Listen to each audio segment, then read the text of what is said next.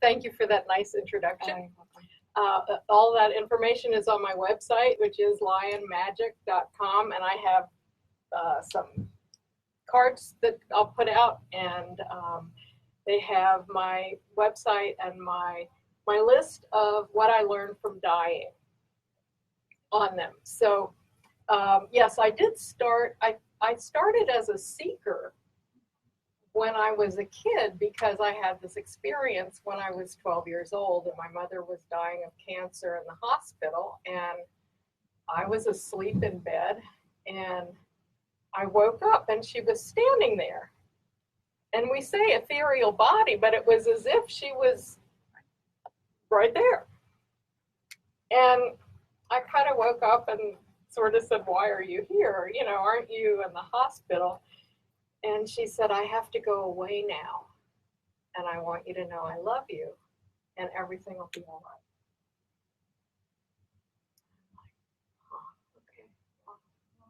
right." Okay. I was in Sunday school and stuff. Actually, I'd been expelled from Sunday school because I was a person who asked questions, and I would say things like, "Well, I didn't think God would punish people if they lived like in Africa and a missionary never got there and taught them about Jesus, so they didn't know. I don't think God would punish those people." And, you know, so, "Mr. Dye, please don't bring your daughter to Sunday school anymore." So, and but I had no context for this event. But the one thing I knew was that it had happened and that it was real. And I mean, I spent the rest of my life, you know, filled with self-doubt like most of us. But that was one thing I had no doubt about. I knew that had happened. Sometimes in later years, I'd say, "Yeah, everything will be fine." Easy for you to say, you know. but I knew. And I got up that night and I walked into the living room where my grandmother was, and she was staying with my brother and me while my father was at the hospital. And I said, "Mommy died." And she said, "Oh, no, honey, no." And the phone rang, and it was my father calling from the hospital. And it's like, something's going on. There's more going on here than I've heard about, and I'm going to find out what it is. So obviously, even in younger years, I was a questioner, and that's one of the things. I think one of my best qualities is that I'm curious, and I want to know, and I'll keep digging. And I'm a Taurus, so I just persevere. You know, other people would have given up long ago. But so I studied metaphysics when in high school. When other girls were sneaking out of the house to go on dates, I was sneaking out of the house to go to seances. And so, you know, I've been told who my master teacher was and all of this other stuff. And I go to these seances and things, and reading everything I could get my hands on. And that's how I spent, you know, my teens and my 20s. So I had, by the time I got into my 30s, I had a really good grounding in metaphysical things. I had become a member of the ARE, and I'd read all the Casey readings and books about them, and Ruth Montgomery, channeled stuff, the Seth material, which was probably the first thing that I read that I had an aha moment of like, he knows that there's more going on here too. You know? But that he had some concepts that were a little hard to wrap your head around. But so I had all of this knowledge. But when I look back, I realized I wasn't able to apply it. I didn't really know how to apply it in everyday life. Of course, that's always the hard part. I was just, trying to, work and pay the bills and have a social life and just have life. And I had all this knowledge. And, you can get, when you have a lot of knowledge about something, you can get pretty superior about it, So I was like spiritually superior, It's like, oh, well, they just don't understand. And I didn't understand that this was all in my ego. It was all in my mind. And I was kind of using it to make up for the low self-esteem I had. I had an interesting childhood, as so many of us have. I was adopted as an infant. And my adoptive family, my father was rather harsh and critical. And I think because I challenged him, it usually fell on me. And so I grew up with all these messages that I had internalized about myself. And of course, when you're adopted, it's interesting. There are the two views of adoption. And I had discussions with a social worker later about this, because she would say, well, your biological mother arranged a new home for you. And I was like, she gave me away. And from the viewpoint of the adopted child, there is that element of being given away. It's like, how could a woman carry you in her body for 9 months and hate you so much that she would give you away? And so then I get to this adoptive family, and my father was pretty harsh, and I wasn't a normal kid. I questioned everything. I still have my button from the 60s that says question authority, and I still do, So authority figures in my life didn't like me too much. So I had internalized all of these things. I had pretty low self-esteem. But I had all this knowledge, so I felt superior. It's like I was kind of a hot mess. So one thing that was good, I had read Raymond Moody's book that came out in the mid-70s, Life After Life. And I had read Elizabeth Kubler-Ross. So I had an idea of some of these things. I had read Monroe's books about out-of-body experiences, and I tried to get out of my body, and I could never do it. So that's where I was in 1985 on Columbus Day weekend, which actually was right around the anniversary of my mother's death. So I was kind of in whether we like to admit it or not, I think it's healthy to admit, we have anniversary emotional reactions to these big events in our lives. So I was I wasn't feeling too well about things. And I had, remember when we went to Blockbuster's Video? Some people will remember that. I had rented some movies that weekend, and I was taking them back. I had just taken them back, and I was going down the street to the grocery store. So I was driving down the road, 2-lane road, coming to an intersection with the signal screen. Another car's coming straight. There's this road that crossed at an angle like this. I was coming this way. And as I started to enter the intersection, this car starts coming over into my lane. And it's so funny. It's like when something's meant to be, you can't stop it. I had enough time to think, oh my God, he's I didn't even get the word turning into my head. And the next thing I knew, I was looking down at the top of my car. And it took me a second to figure out what I was looking at, because a minute ago I was looking at this car coming into my lane. And I was about 12 or 15 feet in the air, and I'm looking down at the top of my car. It's like, oh, that's the top of my car. And I see the guy get out of his car and walk over. And I thought, isn't that nice? He's going to check to see if I'm all right. Well, he reached into my car and turned my headlights off. It was dusk, so I did have my headlights on, but he turned them off. And I thought, isn't that weird?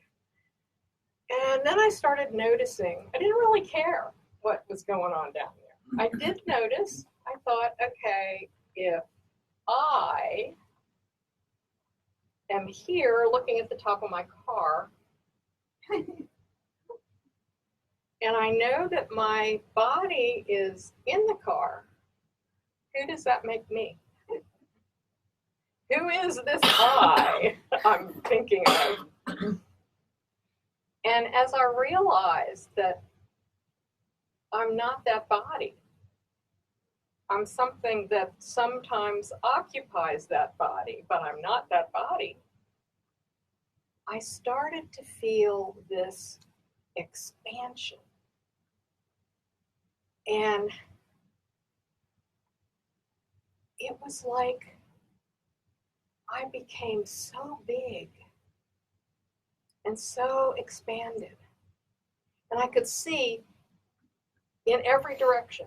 So I wasn't limited. I could see, but I wasn't limited by eyes or the direction of my face, because I no longer have a face.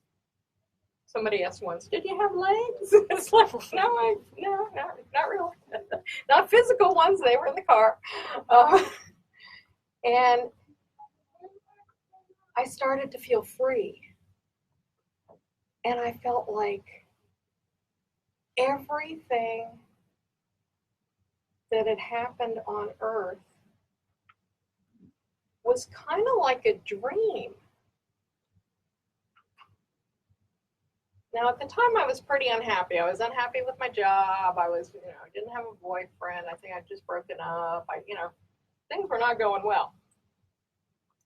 But it's like it didn't matter. It didn't matter. And then I thought, isn't there supposed to be a tunnel of light around here somewhere? And as soon as I thought that, it was like, whoosh, it came in. And it was kind of right over here. And I didn't know whether it had been waiting there all along or if my thinking about it made it show up or what. It didn't matter.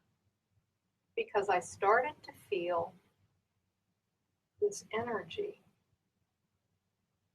that kind of reached out and wrapped itself around me and started pulling me in. And this energy was exquisite. It was like nothing I'd ever felt while I was in a body, because it felt like love. But not the love we feel here. It felt alive.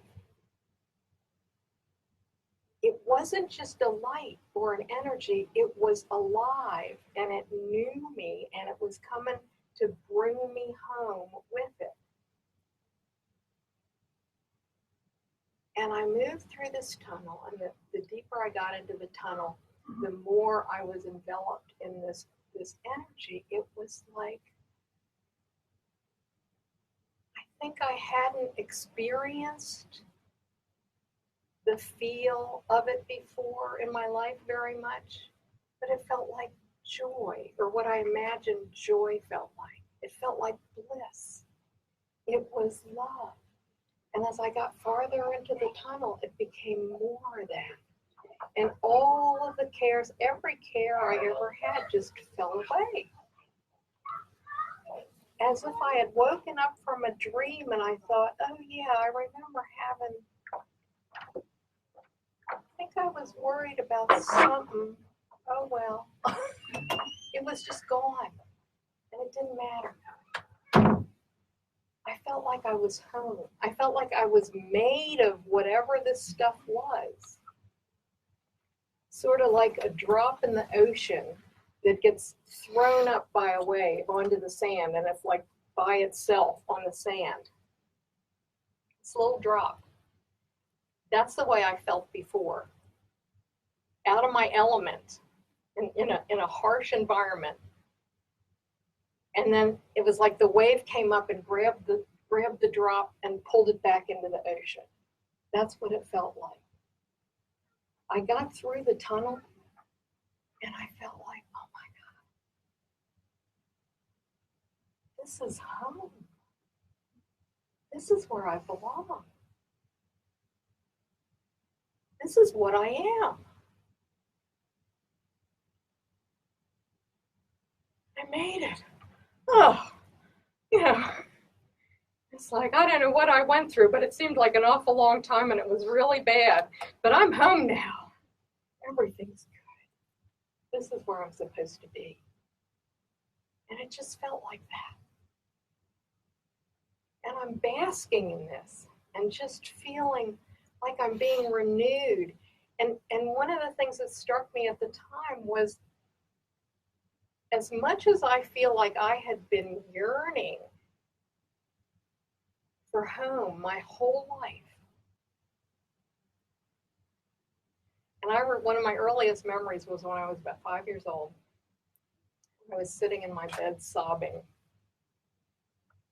and saying, why did you leave me here with these people? How could you abandon me here? Like, are you crazy? Well, I no longer felt abandoned. But as long as I had been yearning to be here, to be back home, home had been yearning for me. That was the feeling. It was like it wasn't complete while I wasn't there. And then I realized I started to see people. And there was this big party going on. It was like the prodigal daughter returned. I mean, it was just this big party, and there were all of these people. And then I vaguely recognized a whole bunch of people. And then these people came to the front, and I saw that the first person I saw, of course, was my mother. And she gave me a big hug, and she said, we're so proud of you. We've watched you every day. You worked so hard. You tried so hard. You really gave it a good effort, and we're so proud of you. And I started to say, you know those things, the way we judge ourselves of everything we've ever done, nothing's ever good enough. And I started to say, well, yeah, but what about, and then there were the 60s, and then, and it was like everything. We're proud of everything that you did, including all the mistakes. Woo! Thanks, Mom. Like, okay, where is she? I love punctuation like that. I'm so sorry. My grandmother was there, a couple of uncles and aunts, two grandfathers that I had never met, who both died before I was born. My second grandmother, who had died when I was about 5 or 6, I think. And they were all there, and they were like just embracing me and saying, that's what life is. It's making mistakes and trying to do better. Making mistakes and learning from them. What's the point of being there if you don't do that? Can I ask you a question? You interrupt. Is this your adopted mother? This is my adopted mother, yes. That you're visiting? Yes, yes. And you knew your grandfathers even though you've never seen I'd them? seen them immediately? I'd seen pictures of Okay, them. because I didn't know whether you had met your Yes, biological and this was I'll your... get to them in a second. Okay, so, all right, so, no, I meant in your body. Yes, No. yes. Okay. So this was my adoptive family. Okay. And they're all saying how proud they are of me and how much they love me and how glad they are to see me again. And they've been with me every single day. And they said, we were only a thought away. all you had, maybe you didn't feel us around you, but we celebrated with you when you had a triumph and when you were happy, and we put our arms around you when you were in despair. And we hope that you could feel that we were there with you. And I could have stayed there, forever. But then I saw these other people. And I saw this young man, and I looked at him, and I knew immediately that he was my biological father. At that time, in 1985, I had no idea who my biological family was. But I knew him. His parents were there. And a grandfather on my mother's side was there. I knew exactly who they were. They knew my adoptive family. And it became very clear to me that the whole situation had been arranged ahead of time.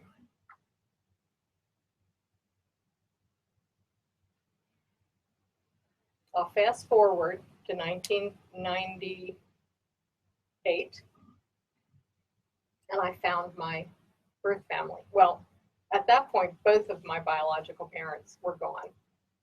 My mother had died maybe 5 years before that. My biological father died of a heart attack when I was 14. And I thought,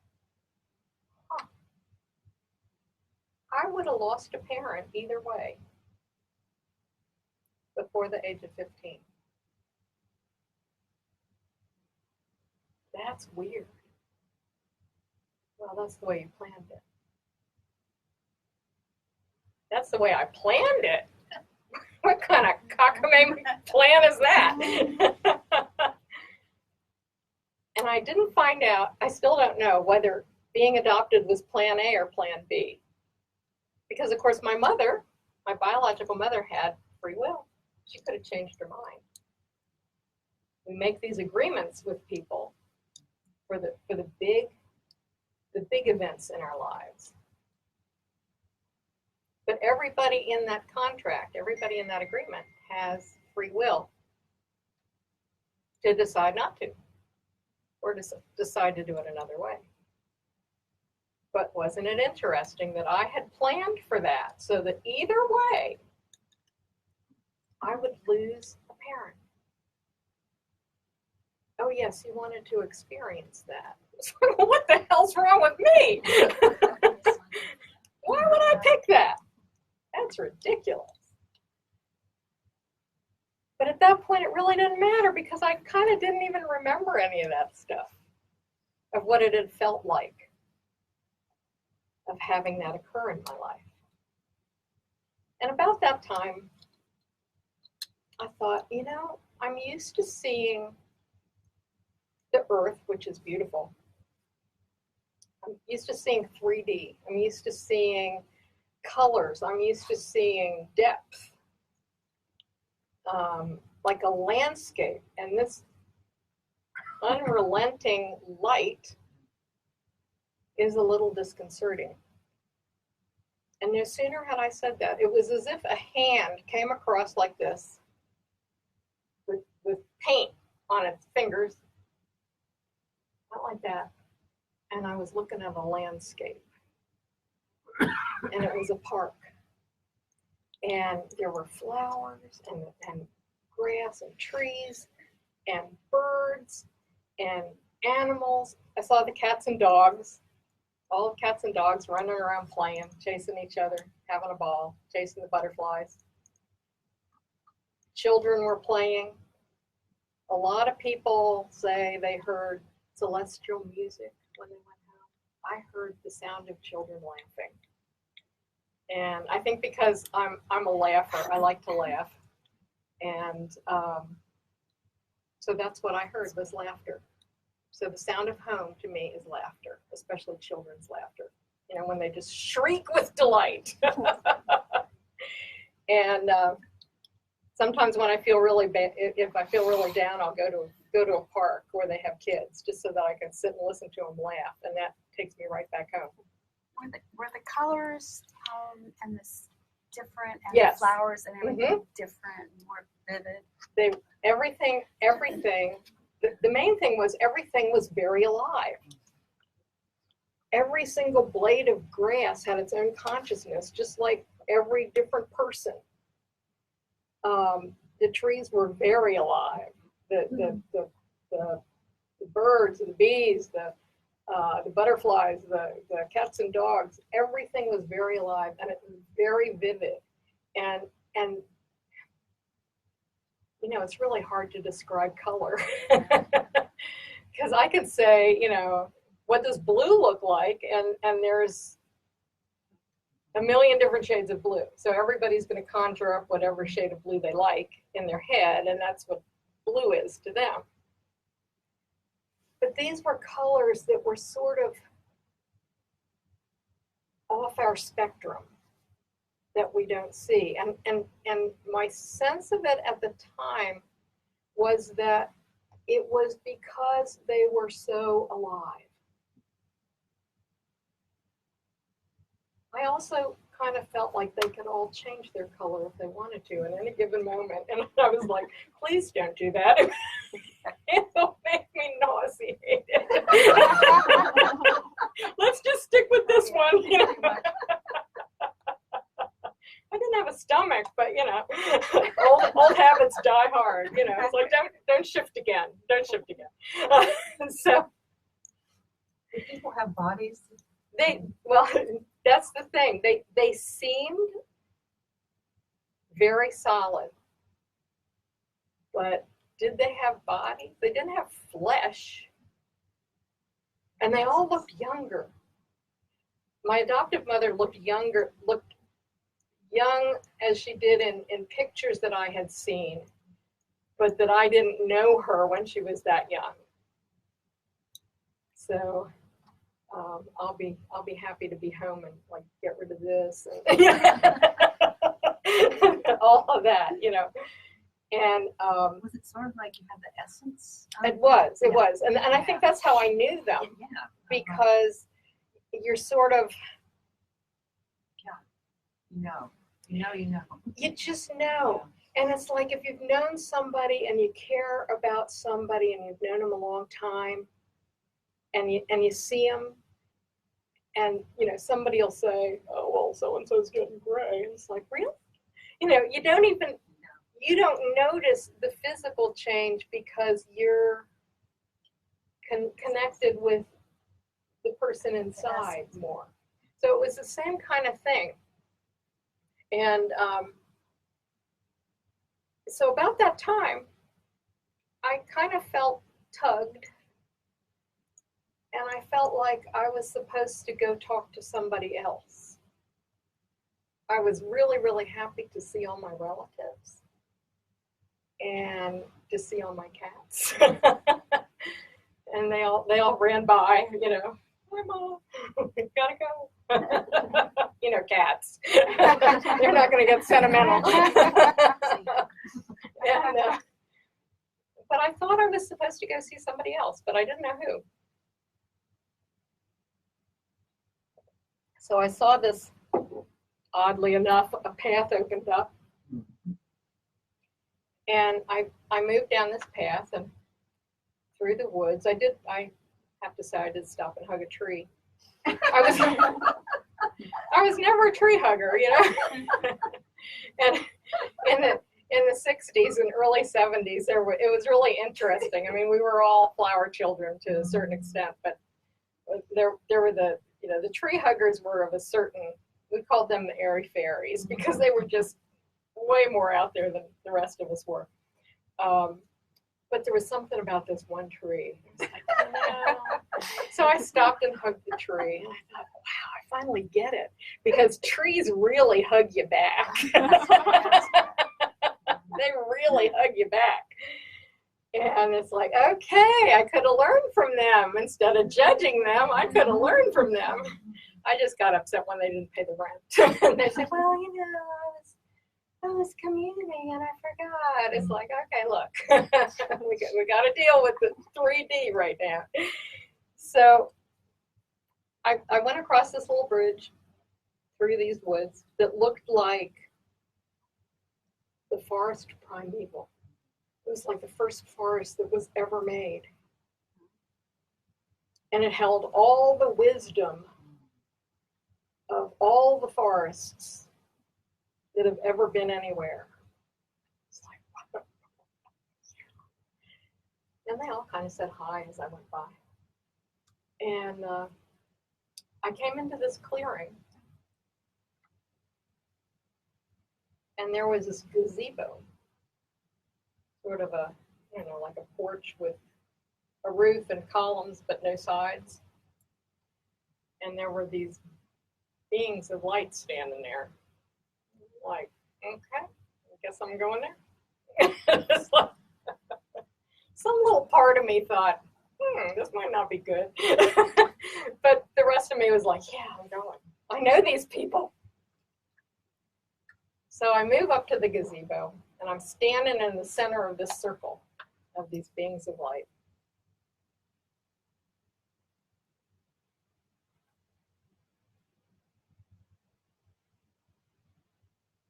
And nothing was said. But I was regarded. It's the only word I can come up with. I know this better. Well, I'm a writer, so I should be able to come up with it. But that's where I go most of the time. You're regarded. They regarded me. But they regarded everything about me. Everything I'd ever done, everything I'd ever said, everything I'd ever thought, everything I hadn't said, everything I hadn't done, all my self-doubts, all my judgments, all my fears, frustrations, irritability, despair, everything. They saw it all, every single bit. And there was that little part of me that wanted to go, don't look at that part. Don't look at that. I could have done so much better.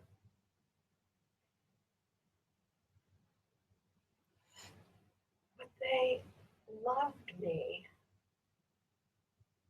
for everything. Just like my family had done. And in fact, the more I stood in their energy, the more I felt like these beings were more family to me. They were more kin to me than my family had been. And they just kind of like beamed love at me. And I could have stood there for infinity too, because that felt really good. And then they started talking to me. Not with words, of course, but kind of telepathically in my mind. And if this was not, I just want to make a point that if this was not a typical life review, when people have an NDE and they have what they call a life review, they experience, very rapidly, or it seems like it apparently, they experience everything they did in their life. Plus, they experience the effect they had on every single person. They experience how they made other people feel with every action. And I am really thankful that I did not have one of those. I think Hitler is still having his. But I mean, sometimes I say I didn't need one because I'm an empath. If I hurt somebody, I know it right then. I feel it. It's like, it's instant feedback,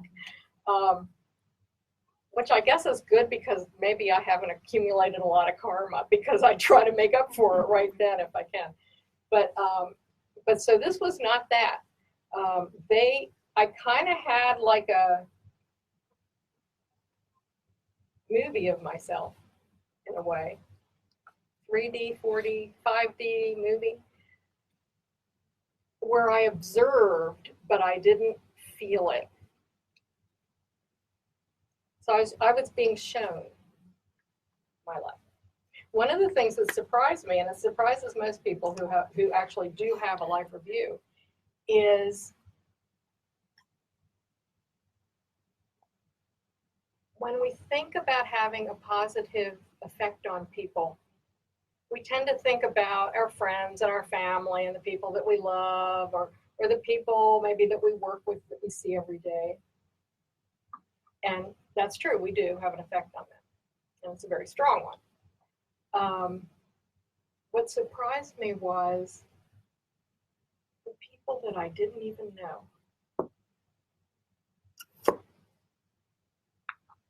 When I was growing up, people used to say, oh my God, you go into a grocery store and suddenly, you know, when you come out, you're friends with everybody who works there. It's like,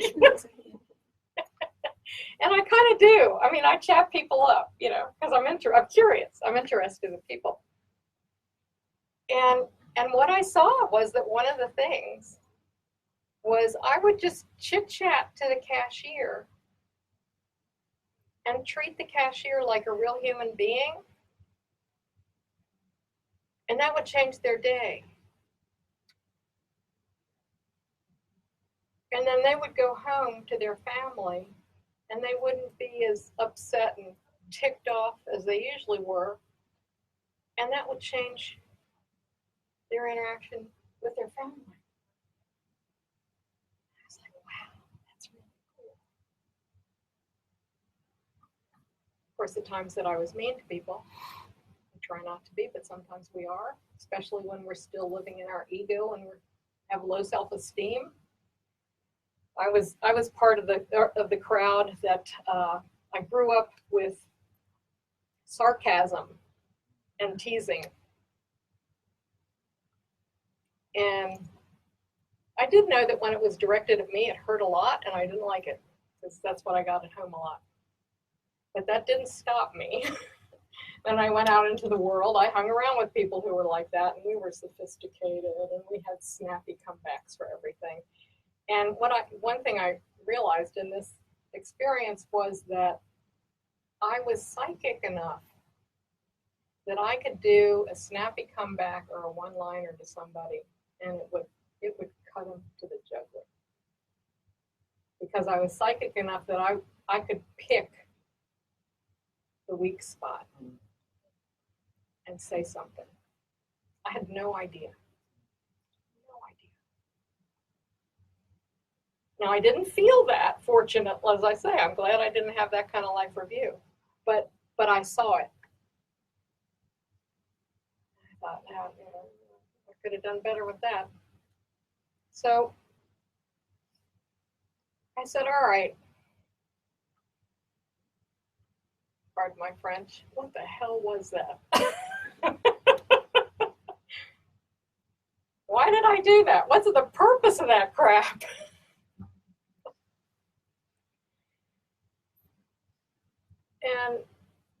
And they said, well, you wanted to experience it. Yeah, but wouldn't I pick good things to experience? I got the impression that I planned all that. And that makes no sense at all, because I'm not a masochist. Oh yeah, you planned it. Why? Well, you were determined, because of what you were going to do later in this life, you were determined that you needed to learn self-love this time.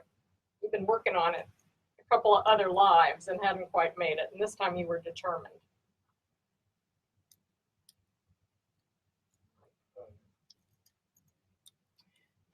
Well, if you were going to learn self-love, wouldn't you put yourself in a situation where everybody in your family loved you and told you how wonderful you were? You could do anything you put your mind to. And they said, no, Don't be silly. If you had that, you might have grown up looking for love outside of yourself. And when you're looking for it outside of yourself, you often don't find it. You wanted to learn self-love. So what do you do when you want to learn self-love? You give yourself rejection. You give yourself abandonment. You give yourself lack of validation. Because you have to come to a point that even when everybody else treats you like you're weird and crazy and come from some other planet or something, you have to come to a point where you validate yourself. Like, well, couldn't you have warned me what I was getting into? And they laughed. Said, we tried. If you think back, we helped you plan this life, and we kept saying, don't you think you're biting off a little too much? And you kept saying, oh no, how hard could it be? It's like, wow, well, don't let me do that again. And I said, but what's this whole humanity thing about? Where are we going? And, everything's going to hell in a handcart out there. And I can't remember who was president then. I guess Reagan was president in '85. Can't remember who we were at war with. Might have been, I know, Serbia or something maybe. And I'm like, wow, it's just really bad out there. One, why would I decide I wanted to go then? And, what's the point? And I said, well, and why did I feel compelled that I had to learn self-love in this life? Well, because you're entering this humanity is entering this exciting, challenging, amazing time period where there's going to be a total transformation, a total leap in evolution. And I'm like, yeah, right. How are they going to get there from there? And they showed me the vision of the golden age of humanity that we're moving to, where people collaborate instead of competing, where we work together. This world offers enough for everybody. We just don't share. And they said, this is all going to change. And you wanted to be there because it's the most exciting time in the last 2,600 years. You wanted to be there. You didn't want to miss the party. Like, okay. And you wanted to help. It's like, okay, how am I going to do that? I'm here now. And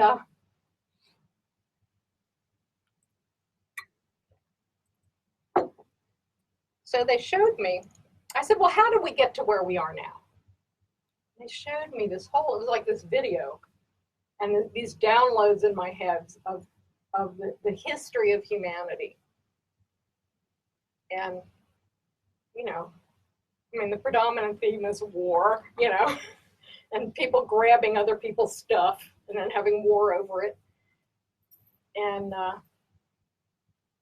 said, what, really? Come on, what was the whole point of all of that? I was like, well, you wanted to experience the idea of separation. You wanted to see what that's like. When you live in the celestial soup, when you live in the love soup, everybody loves each other. There's no discord. There's no negativity. No nothing. No doubt. No fear. No anger. No frustration. No irritability. You wanted to experience that. God wanted to experience that. And how does God experience that? By putting on a human suit and playing in 3D. God wants to experience everything. I'm like, okay, well, I want to experience some of the better stuff now from now on, but I'm not going back.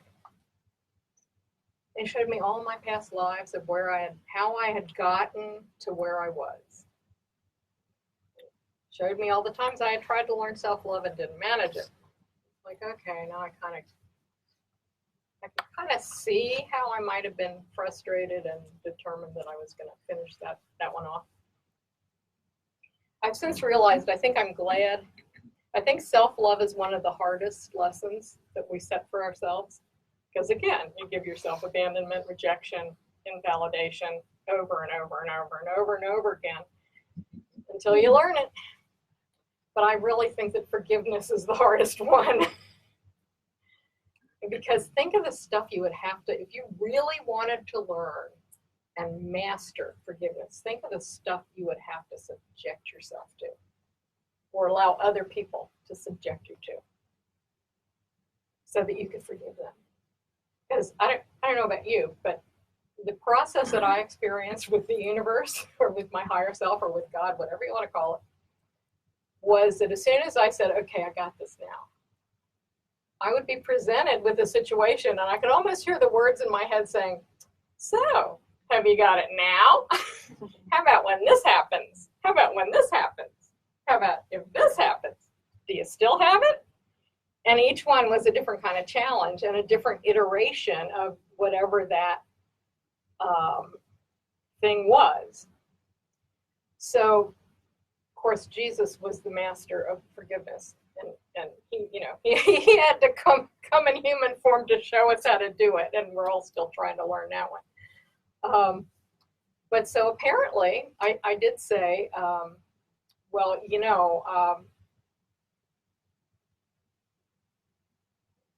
I'm not going back there, and you can't make me.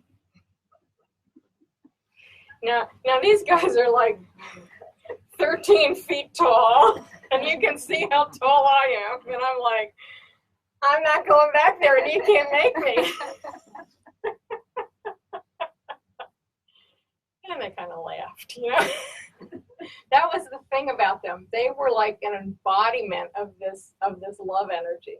And my sense of it was that they were of like the oldest species of beings that had ever been created. They were so not old, but had lived so long. And they were so loving. And they had such a sense of humor. And they love humanity. They love humans. They just love them. They think we're adorable.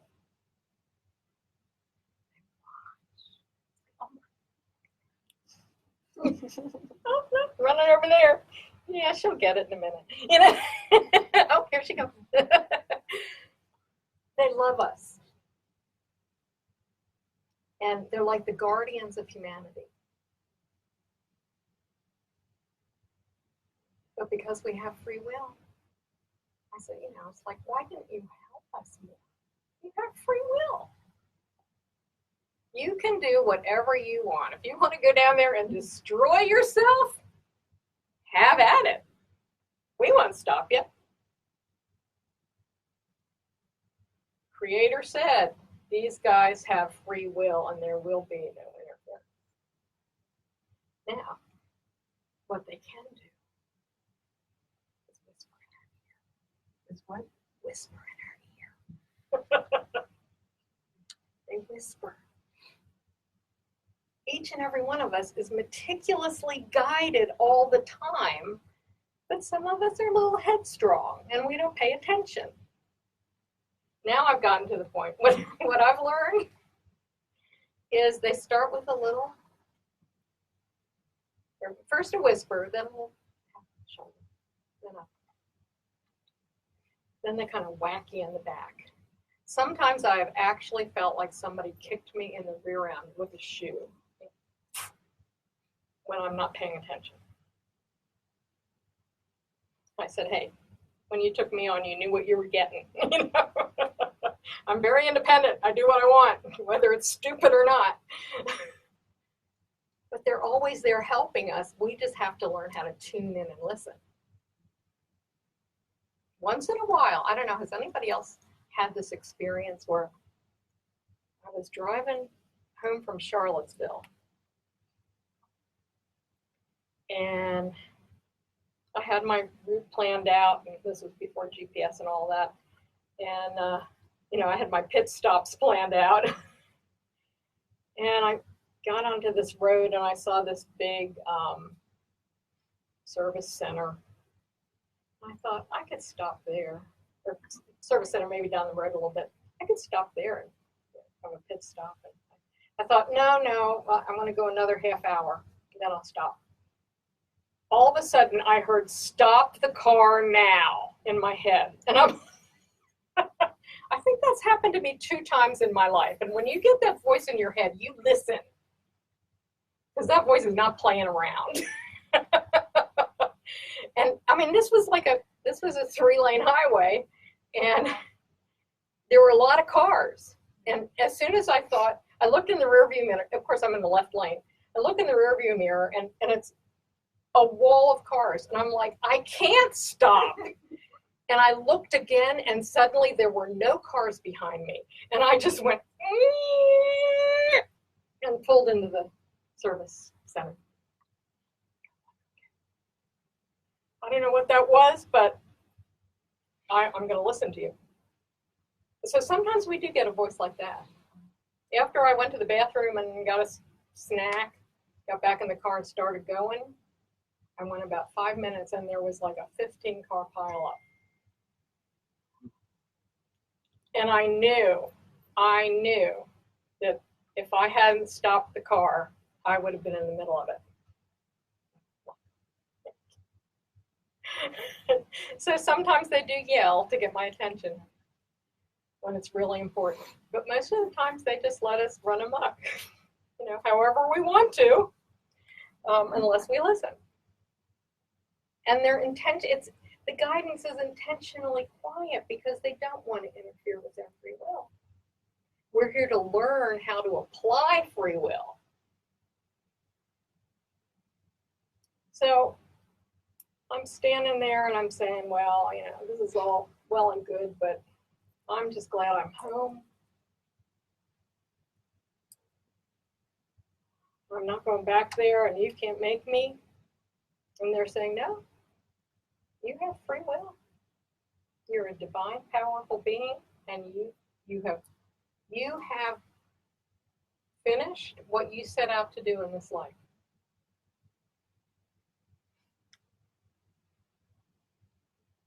You don't have to go back. Oh my God, good. All righty, So what do I get to do next? And they said, well, let us just show you what you could accomplish if you went back.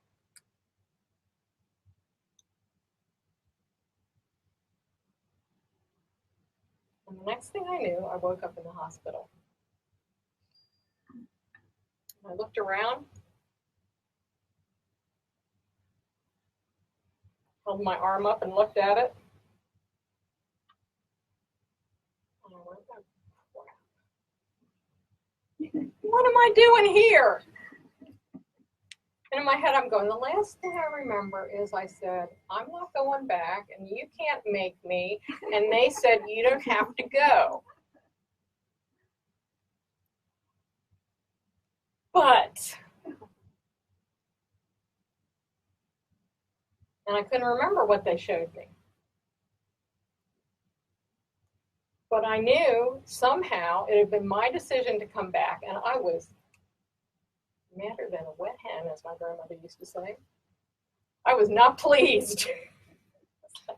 I did not decide to do this. I know I didn't decide to do this. I'm not stupid. And I'm not masochistic. Yet here I am. The nurse comes over and she says, as I was saying, why am I here? The nurse came over and she said, you were in a car accident and you're in the hospital. And I said, you don't understand. Why am I here? were in a car accident. And you're in the hospital. You have a severe concussion. I looked at her. I just said, never mind. I'm like, when I get my hands on you guys, it's going to be hell to pay. I can't believe you talked me into this. So here I am, back in my body. It felt like, remember how I said how expanded I was? It felt like I had shoved an elephant into a Coca-Cola can. I did not fit. It was like, this thing is small and dense and doesn't work the way it ought to, and I have pain. I think part of that part that I don't remember, I must have negotiated a little bit, because I must have said, I'm not going to have a lot of physical issues from this car accident when I go back, or I'm just not going. It's like, hey, enough is enough. Going back there is bad enough. I don't want to have, I don't want to go back with, a broken spine or something like that. I'm just not dealing with it. So I didn't. Oddly enough, I had hit my head. This was before we had widespread use of seatbelts. In fact, I was probably one of the statistics that got people to start using them. I hit my head on the steering wheel and then smashed into the windshield. So I had a good crack on my head right here, and a severe concussion. I smashed my knees into the dashboard. An orthopedist told me that I would have pain in my knees every day for the rest of my life. And some part of me said, I don't think so. And I was like, no, I refuse to have that. And it worked. But so I missed about 6 weeks of work. And the weirdest thing that happened was that I became all kinds of funny colors. This whole side of my face was all swollen up. And I think I smashed my nose, because later I had to have the deviated septum fixed. But I was purple and green and blue and orange and all those colors. And the fascinating thing that happened was complete strangers would come up to me on the street or in the grocery store and say, is somebody hurting you? If somebody's hurting you, take my card and we can help you. And at first I thought that was really strange. Like, no, it's in a car accident. But then I thought, I don't know that I've ever had complete strangers come up to me to be kind before, or at least not that I noticed. I thought, somebody trying to show me that it's not so bad here? I don't know what to do with that. So I went back to work and tried to continue with my life. And I realized that wasn't going to happen. Because it's like, does anybody remember going from Windows 7 to Windows 10? Stuff doesn't work the same. It's like you want to go to control panel. It's like, what the heck is a control panel now? And you're pushing things, and if you got a touch screen, it's like, touch the screen and things go wacko, and it's like, no, I didn't mean that. So I was kind of like Ellyn 2.0, and there was no manual. And things that I used to do either were no longer interesting or they were kind of repulsive. And I realized, I think the first sarcastic phrase came out of my mouth, and I kind of slapped myself and said, oh my God, I can't do that anymore, ever. here's this habit I had for, my entire adult life, a habit of communication and trying to be cool and, witty and whatever. And I realized how hostile it was, and I had to stop myself from doing it. So I had to retrain myself. That is not easy. If anybody's ever tried it, it is not. I mean, just breaking a habit is hard. But something like that, and all my friends did it. And I'm like, oh my God, what can I do about this? I can't participate with this anymore. I was at a job where I suddenly felt like it was like sucking my spirit out of me. I gotta get out of here. So I left the job, didn't have another job. Seemed perfectly reasonable at the time. Fortunately, I knew typing, so I became a temp for about a year, and I had quite a number of discussions with my higher self and God and the beings and my guides about I really needed to get a job now because I had to pay the bills. I didn't have anybody paying them for me. I had become engaged, and I realized that wasn't going to work because the person was pretty much giving me the same kind of attitude that I got from my father, which was mostly critical and harsh. And it's like, I lived with that for 20 years, and I'm not volunteering to live with that anymore. So we're done. So I got all of these things just started falling away. My friends were saying, well, you're just not fun anymore. You just want to be all nice. It's like, what good is that? And so here I am. I have no friends. I have no job. I have a lot of bills. I didn't know who I was anymore. I felt like I went to some channeled guides, and I said, I feel like I'm on a raft, and I've gone out into the middle of the ocean. I'm on this raft, and I can't see land in any direction, and I don't even know which direction to paddle. And they said, yes, exactly. Like, what kind of answer is that? It's like, are you crazy?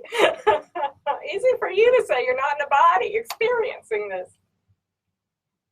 And they said, well, the first thing is enjoy being on the raft. You just don't understand. Now, of course, anytime I hear anybody say, you just don't understand, I'm like, okay, never mind, you're not ready. You're still clinging to whatever you're clinging to. You don't want to hear what I have to say. But so I really went into this depression. And a lot of people with MDEs have depression.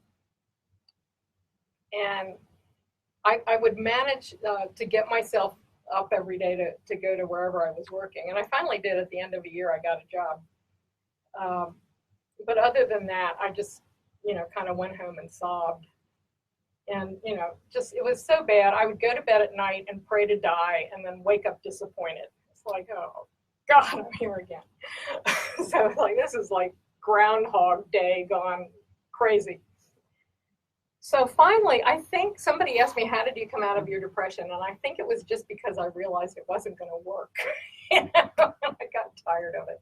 So it's like, okay, apparently I'm stuck here. I've got to start making a new life. And things started falling into place. And it was that whole thing of, when one door closes, another one opens, but sometimes there is a lag between the two. Another funny thing, since Lisa mentioned my deep secret, another thing that happened right after my NDE, for about 5 years, people started throwing lions at me. I don't mean literally throwing them, but I would have a birthday. I'd get lion pictures, lion sculptures, lion jewelry, lion books. What is this? I mean, I have a cat, but I've never been a collector of cat stuff. But everybody everybody was giving me all this lion stuff. And I'm like, what is this about? At one point, I started to perceive that as I was walking around,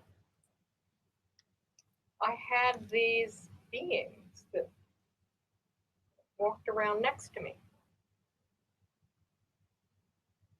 Didn't feel like dogs. They were usually about this high, but they could become this high. And I slowly realized they were lions, but they just weren't manifest in a body, but they were energetically there. It was really funny because I could walk down a dark street in the middle of the night, and there could be some guy walking up the sidewalk toward me, and he'd get about half a block away from me, and he would cross the street and walk on the other side. And I'm like, and I would have felt these guys getting like this. I'm like, good job, you know. I'm like, I think they're lions. Don't tell anybody because they'll think you're crazy. You know, having an NDE is bad enough. I mean, I would tell people back in the late 80s about a near-death experience, and people's eyes would roll into the back of their heads. So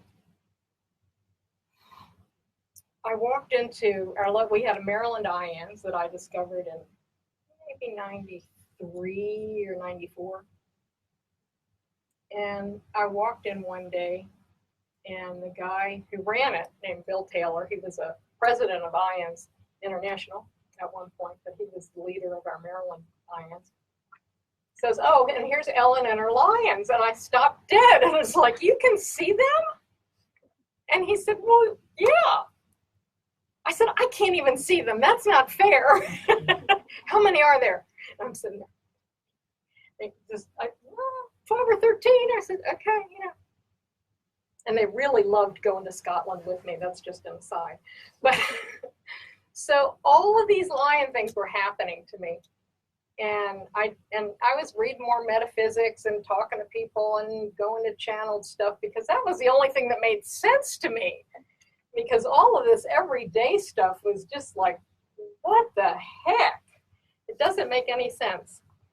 So I really, if I had been on the fringe before, I was way past the fringe by this time. And one day, I was in this gift shop, and I was looking at these cards. This friend had introduced me to this artist named Susan Sedan-Boulay, who was Brazilian. And she did these paintings where, I don't know what you'd call it. I know there's a term for it, but I can't think of it, where it was a combination of people and animals. So there was the first one I saw was this sort of Native American woman, and she has this mountain lion coming out of her chest, and her arms up like this, and by the time it got up to her hand, it was the head of a crow. Seamlessly. You know, it's like, ooh. I had one friend who said, her stuff gives me the heebie-jeebies, I can't even look at it. But to me, it was like, ooh, that's cool. So she had done these cards for the zodiac. And I turned the display, and I saw the one for Leo, and my knees buckled. And I went right down on the floor. And I went, oh my God, she saw them too.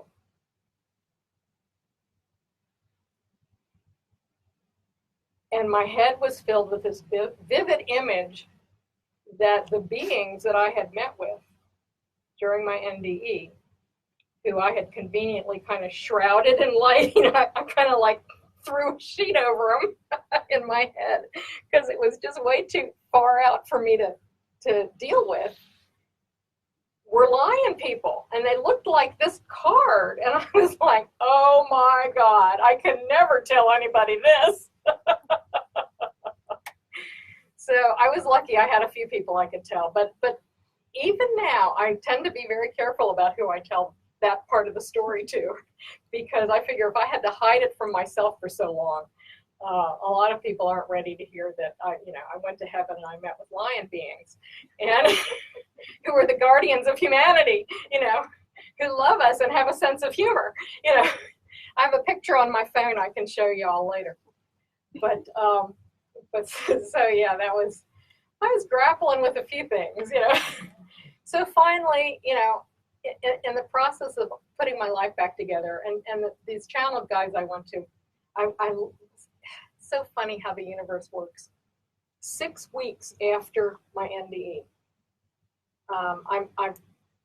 I was telling somebody, I've been to mediums all my life. I'd really like to find somebody who channels like Seth, kind of eliminate the middleman.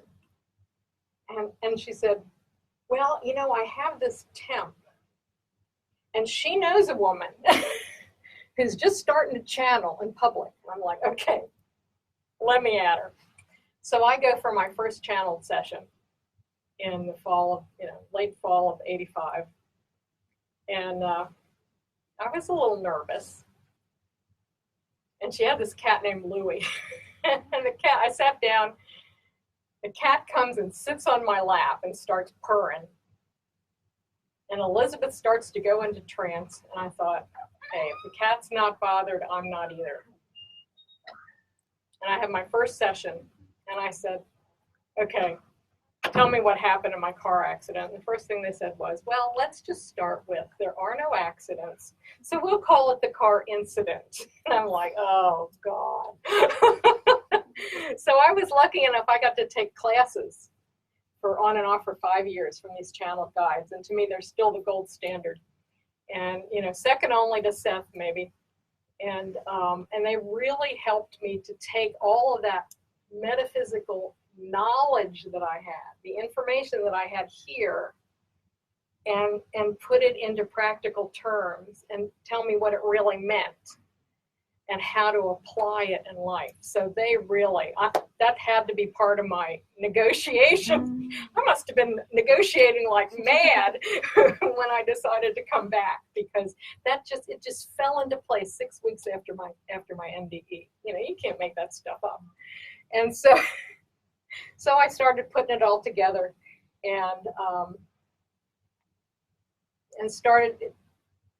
They say that it takes about 15 years to integrate an NDE, and I differ with that, because 30 years later I'm still integrating.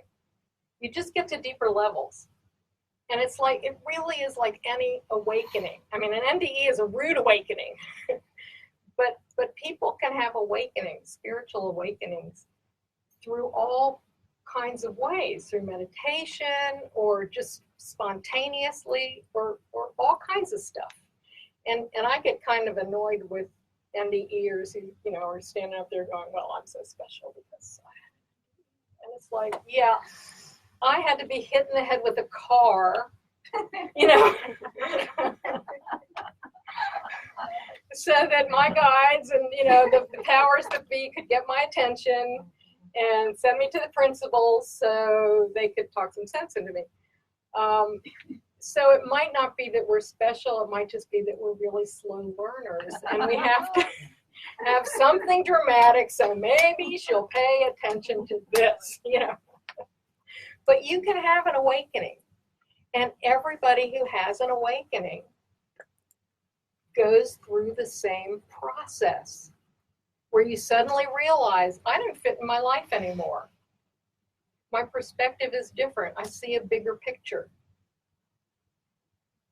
I have to change these things. And it's not fun. I mean, breaking up engagements and getting rid of your friends and leaving your job because it's sucking you dry. I mean, I just knew I had to. Sometimes we have to make these choices because we've been in situations that were abusive to us, or at the very least not supportive. And so when you have an awakening, it's a wonderful thing, but it's not an easy process that follows. In fact, I consider spiritual awakenings of any kind to be just as important and the same as NDEs. Another NDE experiencer and I, Dave Bennett, have started a retreat in Virginia Beach. He's speaking next And month he's coming here. next week. Yes. next month. You tell me if it gives a pitch for NDER&R. Oh, So we have a retreat every October in Virginia Beach for a weekend at a hotel on the oceanfront, and it's called NDER&R. But it's for anybody who's had a profound spiritual awakening, where your whole life changes. The proof of an awakening, the proof of an NDE, is not what happened to you. It's the after effects of how it changes your life and changes your perspective. So if any of you feel like you'd like to join us, we'd love to have you. It's the October 11th to the 14th this year. And we have a website, nderandr.com. So what else do I want to say at this point? What else did I learn? A quick recap. I learned I'm not my body. We're not our body. We're so much bigger than this. In fact, one of the things a lot of people said that I was a walk-in. I mean, I knew people at the time who felt that they could recognize that, okay? 1985. And one person particularly said, I'm sure you're a walk-in. I'm saying, no, I don't think I am, because I mostly remember my life, As Ruth Montgomery described it, I don't think I'm that. Well, what I came to realize later was that it was kind of like I brought more of myself back into my body. I mean, we are the elephant. We can't all fit in the body, but I think it was like I brought reinforcements. I brought more of myself back. And so, the rest of the elephant, the rest of who we are is like up here. And that's how synchronicities work. Because, my elephant talks to your elephant, and, I want a parking spot at the mall, and my elephant goes, my higher self goes out and talks to people who are getting ready to come out and hurries them along so that they'll get their car out of the space that I need, and that's how things get worked out. We're always talking to everybody on the ethers. And, and here we think we do it all with our minds. It's like, wrong, but thanks for playing. We don't do it all with our minds. We have so much help, I kept telling I have these Templars. I was a Knight Templar many times. So I have these Templars that hang around me sometimes. And they're really good in traffic. And I was sending them down into the tunnel. It's like, get those cars moving. Break this up. But they're pretty good with traffic. But so, we have help, and we need to remember to ask. They won't interfere. We need to remember to ask, and that's the hardest things for humans to do, is to remember to ask. So I learned this thing called requesting MBOs, and this is from Tom T. Moore, and Moore. And you can say it for anything. You can say it for traffic. You can say it for parking spaces. You can say it for passing a test. You can say it for buying a house. I just used it for buying a house. And it's like, I have learned, you tell the universe what you want, and then you let it go, because you will get something far more fantastic than you would ever imagine you could get with your little mind. So you say, so if I'm going for a parking space, I request a most benevolent outcome for finding a parking space in front of, here's one I did, right in front of JCPenney's. This was at Christmas time. Right in front of JCPenney's, because I have this giant box, heavy box I have to carry into the return desk. And I need to be able to do that, and I need somebody to show up to open the door for me. Thank you. And then you let it go. I pulled up, car pulls out of the space right in front of Penny's. I pull in, grapple the box out of the car, get just nearing the door. Somebody runs up and says, "Here, let me help you." Not only opened the door, but took the box for me. It's like, yes, thank you. So remember to ask. I use that just because it reminds me to ask. When we ask, we get more help than we can ever think of. But We get into our 3D, in our I can control it. It's the biggest illusion of all, I think. I can control it. And, you know, why do things alone when you can do it with, you know, 70 ethereal guides helping you? You know, it's a no-brainer to me. I'm like, handle it, call me when it's ready, you know.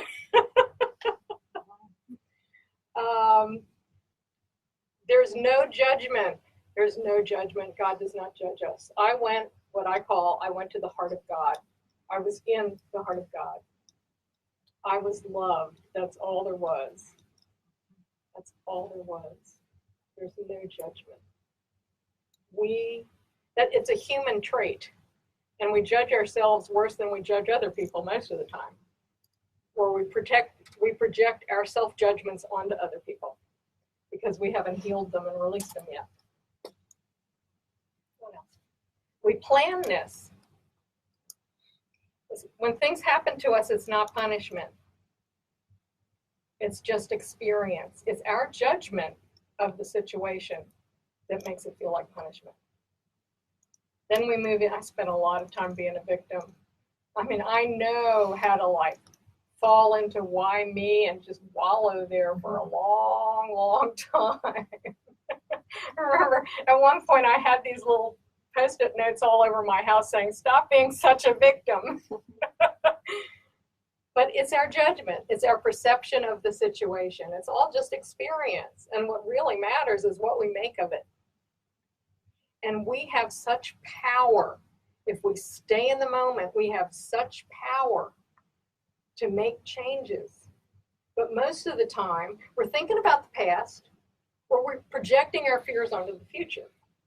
The more we project our fears onto the future, we're feeding those fears, so it becomes a reality. It's like, see, I was right.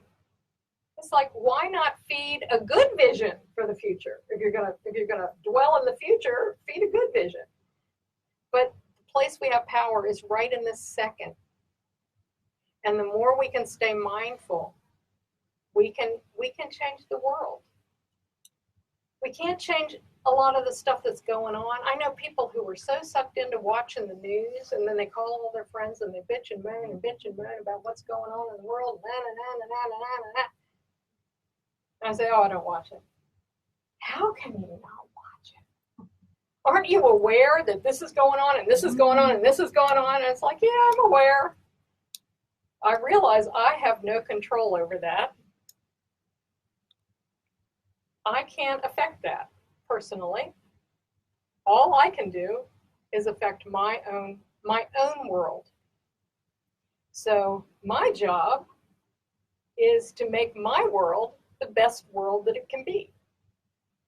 And that means living authentically, being honest, staying out of fear, and trying to spread love.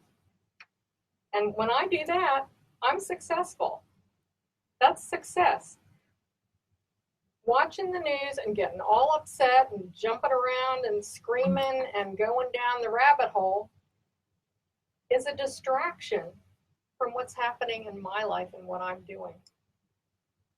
So I didn't pay attention to that. I've been doing this for 10 years. I always know if there's something I need to know. I find out, but I'm not, once in a while I'll tune into the weather, but I don't watch the news. It's a distraction, and it makes us disempowered because we can't do anything about it. So we are powerful beings. Why would we want to give that power away? And when we get all upset about something that we can't have an impact on, we're giving our power away. If everybody did what you're talking about, then it would have an effect on the world. We would change the world like that. That's why if I ever finish my book, it's creating heaven on earth one soul at a time. Because that's it. It's not, the changes aren't going to come from on high and trickle down. The changes are happening, and we've seen it. It's really heating up. We're in the, we are in the change, in the change of the ages. And to me, this is a really exciting time, and that's what I write about in my newsletter, Tunnel Vision, that's free. You can go on my website and sign up. that this is exciting, challenging times. And in order for all of this stuff that we created that doesn't serve us, in order to make it better, that has to kind of disintegrate. So what we're watching now is kind of the disintegration of that. And of course, people move into fear, but that's just projecting erroneous thoughts into the future. And it's all happening according to plan. It's really exciting. It's like making an omelet. You have to break eggs, so you have broken eggs. You have chopped up vegetables and stuff, and it looks messy. But then when it's finished, you have this great omelet that you can eat. So we're in the messy part. And staying out of fear is the best thing we can do. Because when we're in fear, we cut off our ability to hear our guidance. And if you can just pause, you can feel it. Sometimes I can feel fingers grab my shoulders and turn me. And you can say, look, don't be subtle, because I won't get it. I always say that. So anyway, that's my story, and I'm sticking to it. I hope you were entertained and maybe learned something. And we have some time for questions. I wanted to leave some time for questions. You said that you were told that you had accomplished what you were supposed to do. Mm-hmm. Were you aware of what that was, or was that self-love that you had mastered? I was not aware of it, but they told me that it was the self-love. And then I was sort of like, I did? and they did. It was funny because they did show me a moment, I think when I was like 16, I think. And I think I had probably snuck out of the house to go to a seance. And my father caught me sneaking back. And of course, he assumed I had been, out with boys. He always, oh my God, the things that he thought I was out doing. And so we got into a big fight. And he was berating me and telling me all of these things about myself. And I'm sitting there going,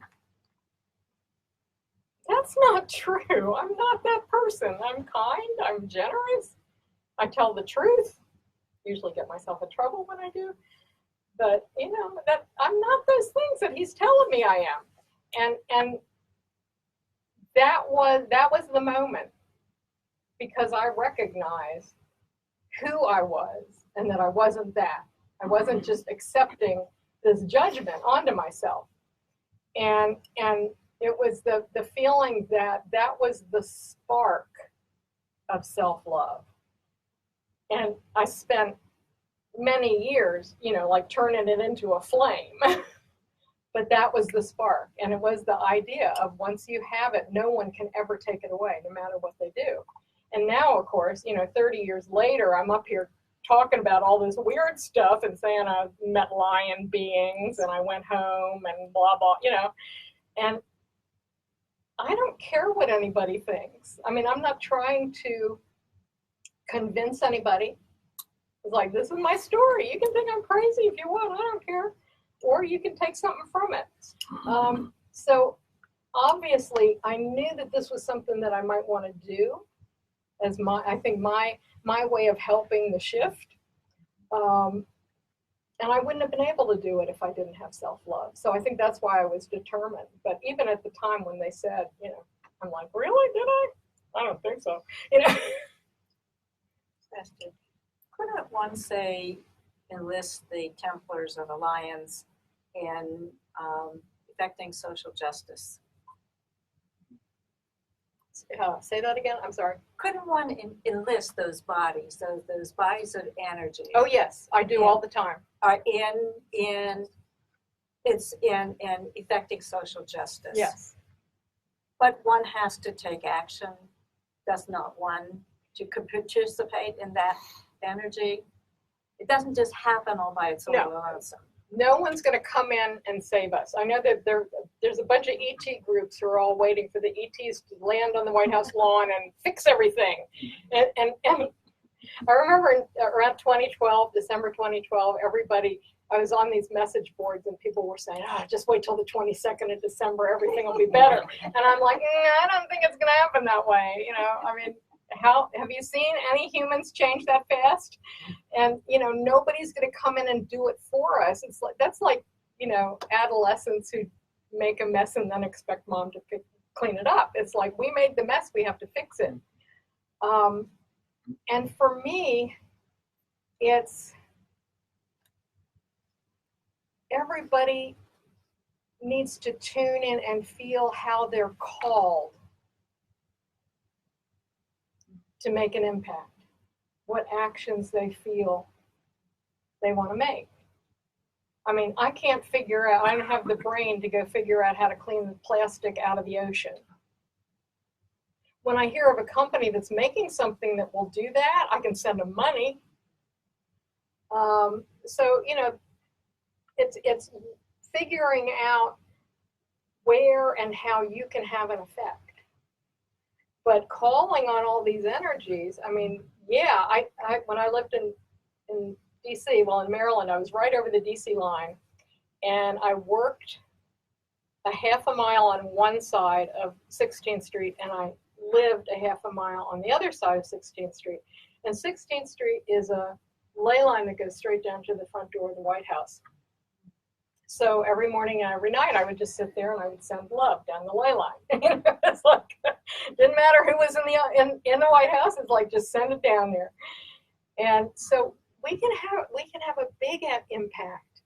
I got, I think one of the best articles I ever read, and I encourage you all to read it because it's brilliant. I channeled it. I swear it was the Lion people, not me. That I wrote right after the election, and people were going. You were either ecstatic or you were like ape shit, excuse me. But, and I watched, it's like, I saw these really, I'm so spiritual people who were just hating. And I'm like, okay, wait.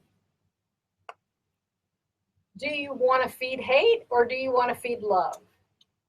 And it doesn't matter who the person is, what the person is doing. Send them love. Send them love. Because if you're hating, you're feeding the hate. You're making the hate grow. We are powerful. Whatever we water grows, right? Whatever we water grows. There's that Cherokee thing, that the story with the grandson, and he's telling the story about you have like a coyote on each shoulder, and one's the good coyote and one's the bad coyote, and every person has one. The grandson says, which one wins? Whichever one you feed. So, to me, it's like the people that are elected, they're a reflection of us in one way or another. And we're in a time of everything being revealed about all our shadow stuff that we don't want to own, that I don't have any of that stuff in me. It's like, yeah, you do. We all have all of it. And it's a process of coming to terms with it and loving it. Embrace, like I got loved for everything, the good, the bad, and the ugly. And if we could do that and not spread hate and when we hate, the elected leaders or anybody else, we're just taking gasoline and throwing it on the fire. So to me, it's, try to send love. And some people say, yes, the worst revenge, the best revenge, send love to somebody that you don't like. Mm-hmm.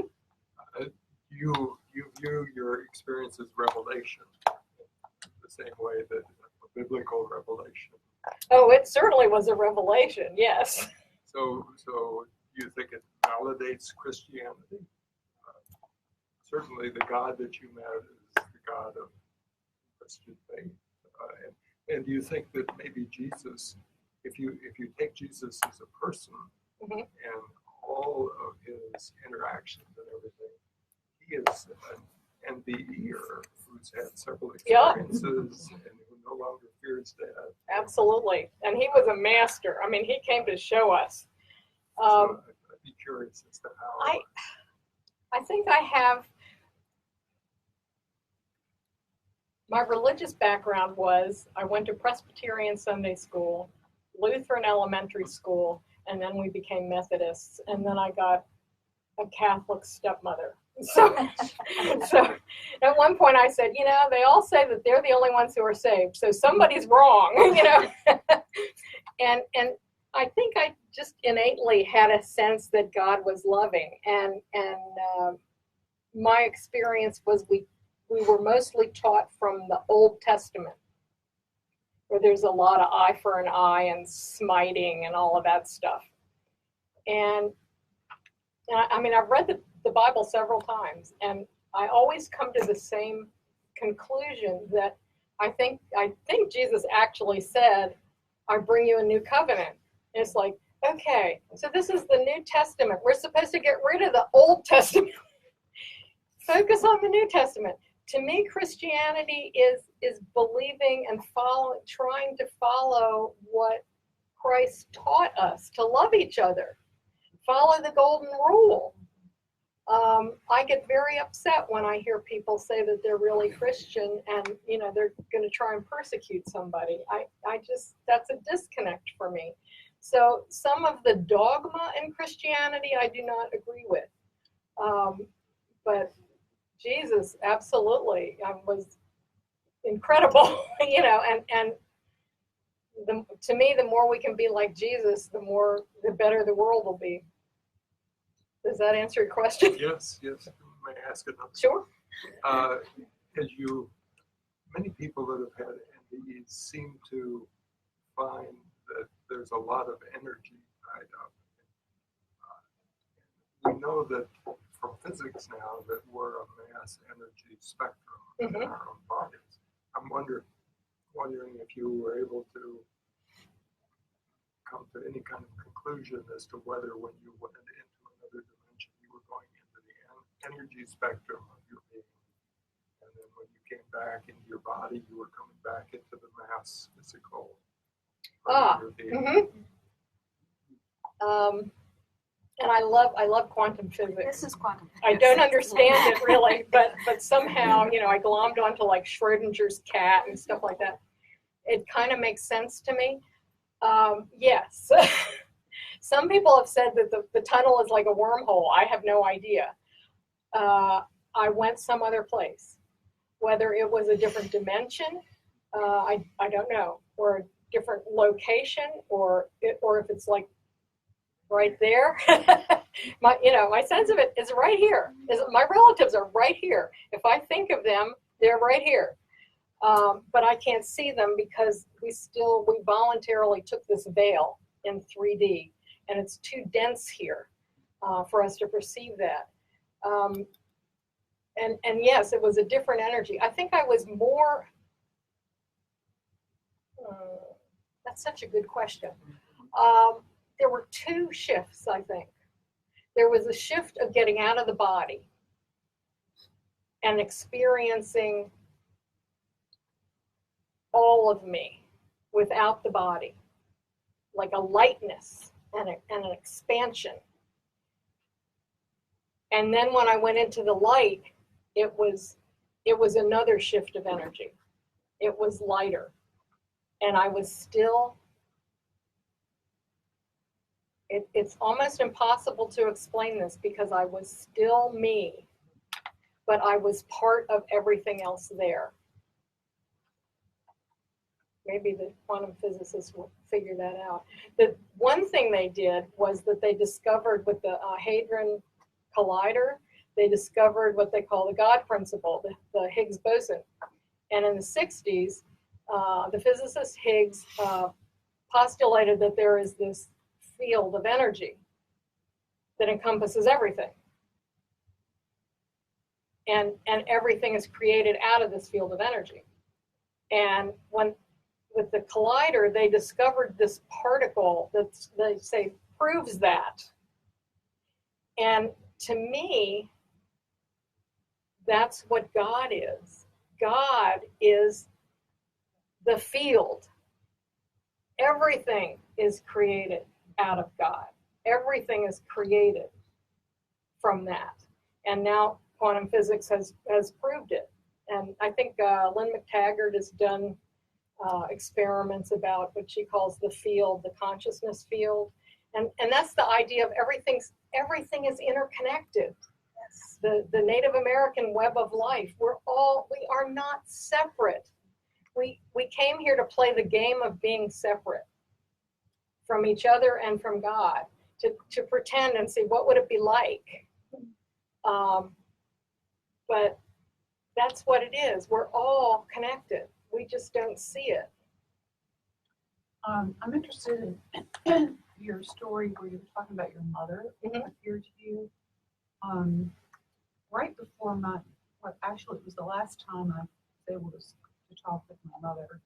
I knew she was getting toward the end of her life. She had Parkinson's, and the last time I was able to speak with her, before she fell and became unconscious, I asked her, I said, Mom, when you die, I said, would you come back to me? And it was very risky for me to ask her that because she was very fundamentalist Christian.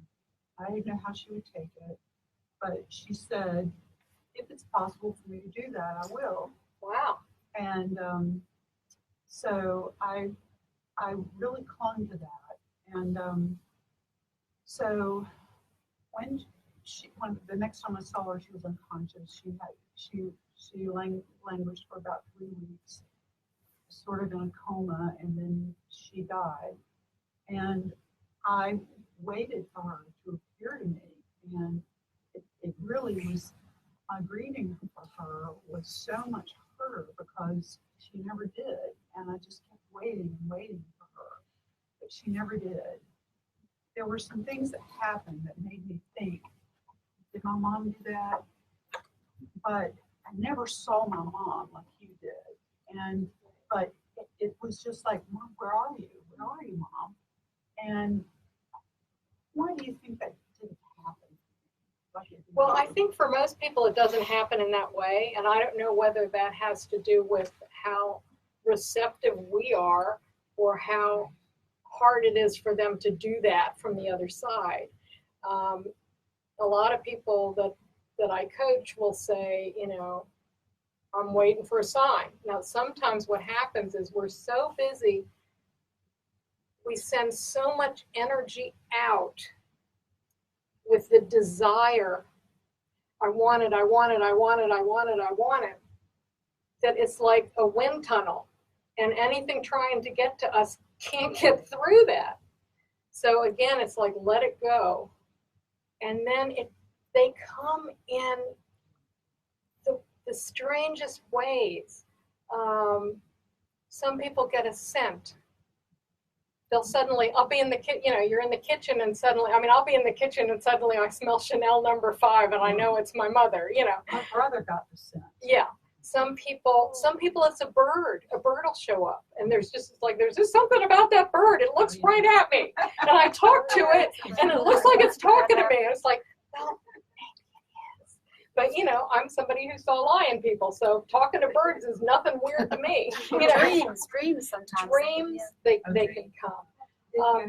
All different kinds of ways. I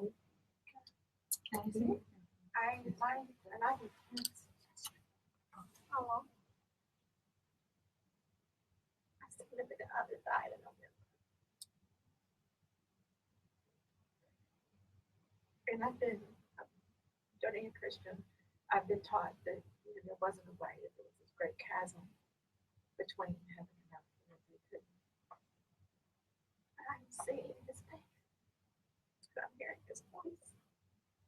You're not crazy. And I feel him behind me. That's beautiful. No, it's trying to. Oh, you can tell him to stop. My husband's been dead 2 years, and he communicates in a lot of different ways. Sometimes it's in a dream. A lot of times I get smells. When bacon is one of his signals. Oh, there you go. Bacon. He loves some bacon. I don't care for it. I don't even have it in the house. But I can smell bacon driving down the interstate where there's nothing even close. And I know. Yeah. Oh yeah, I talk to him all the time. And part of it is just, and sometimes it's after it happens that I go, oh yeah, he was trying to tell me something. You know, I don't always see it at the time, but I can look back and say, yep, that was communication. Well, I did get some things happen that I'm thinking, was that my mom? And I later go, no, that wasn't her. You know, our self-doubt is the worst thing besides our fear, our self-doubt, and that stems from fear too, of being ridiculous and being wrong. Our self-doubt, we talk ourselves out of it. We have these experiences, and then we say, no, it couldn't have been. No, I'm crazy. You know, no. They will, you know, they'll do what they can. And sometimes it's different, you know, for different people. If they're coming through a lot, I was told early on that, because I don't want, somebody says, do you see dead people? I don't want to see dead people. It's like, for me, keeping my focus of everyday life on Earth in 3D is hard enough without seeing dead people and without having to guess, is this person actually alive or dead? And can other people see this person? You know, so we are sovereign beings, and we can say, look, this is too much. You could say to him, I love that you've gotten in touch with me. I'm so glad to know that you're still around, but I can't do this right now. I think you're mourning me is what I think. I think you're mourning me. Then ask for clarity. I pray for clarity all the time, because you can make yourself crazy trying to figure out, well, I know that was a sign, but I have no idea what it meant. You know, ask for clarity. And it's like, I know there was nothing else. I know in my head.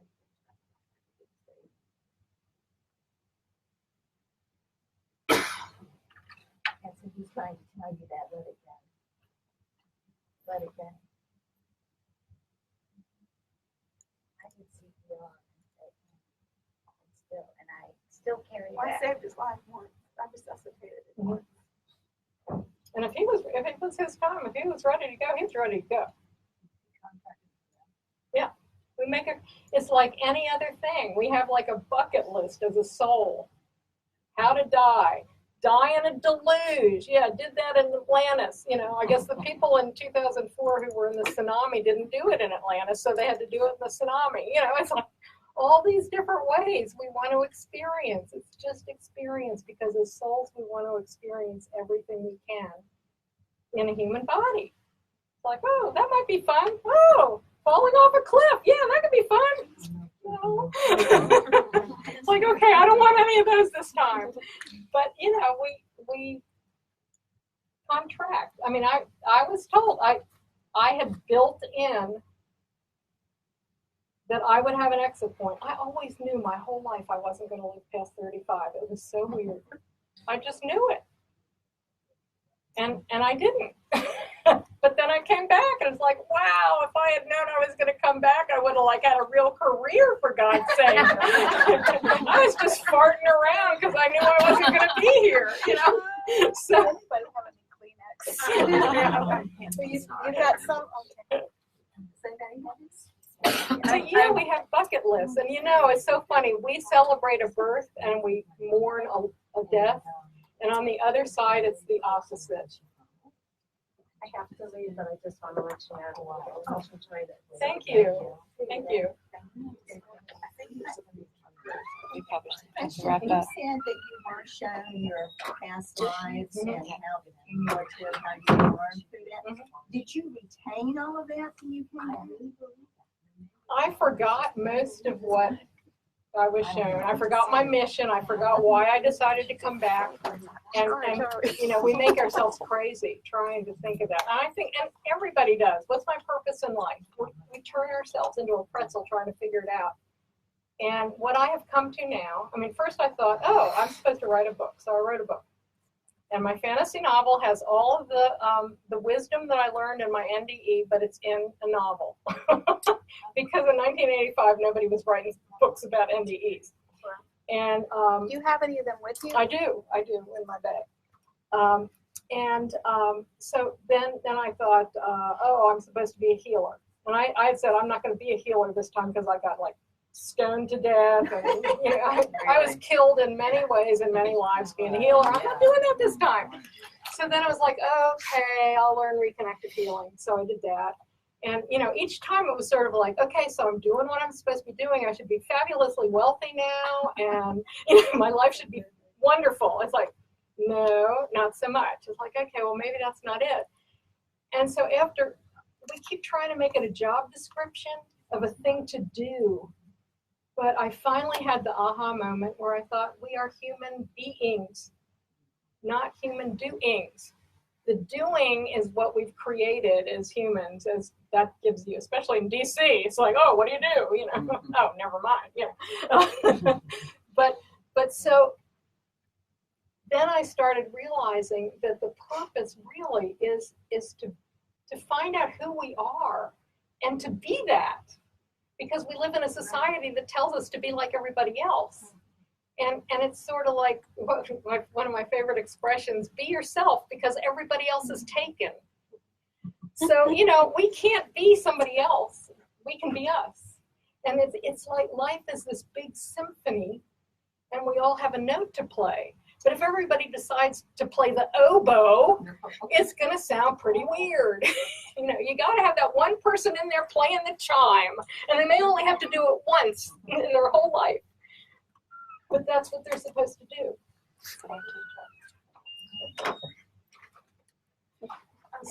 So I think that's the whole thing that I came to about purpose, is to be who you are, and you know, stop. And that's part of self-love too. It's like, stop trying to be like everybody else. Figure out who you are, because each of us has.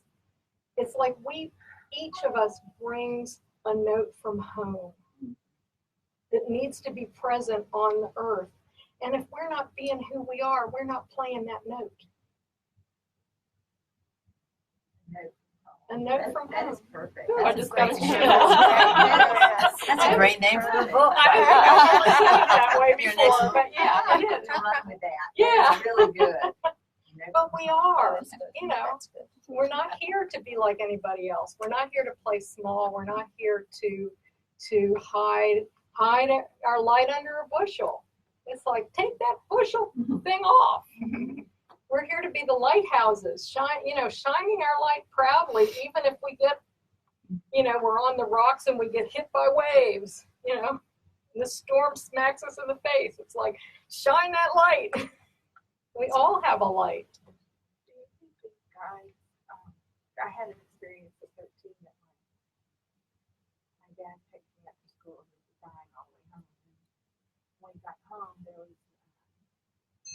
a woman that was supposedly checking our electric meter. Mm-hmm. That she was born. She was supposedly reading the electric meter. I was at very rural towns in 1980. And he had said Daddy was sick, and he had said, don't call the ambulance until I ask out. And so I was kind of torn what to do. But I looked over and here's this woman, and I went and asked her if she could help me get my dad out of the car. And she said, sure. She was there, and she started doing CPR, and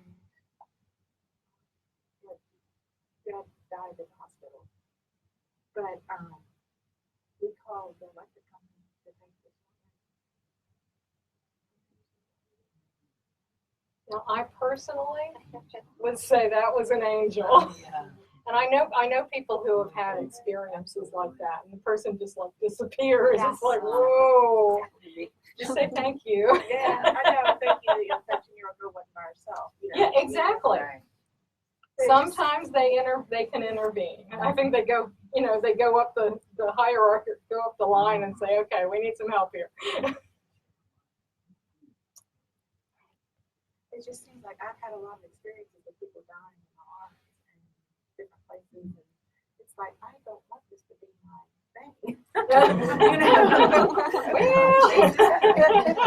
It's not. Maybe you're good at it.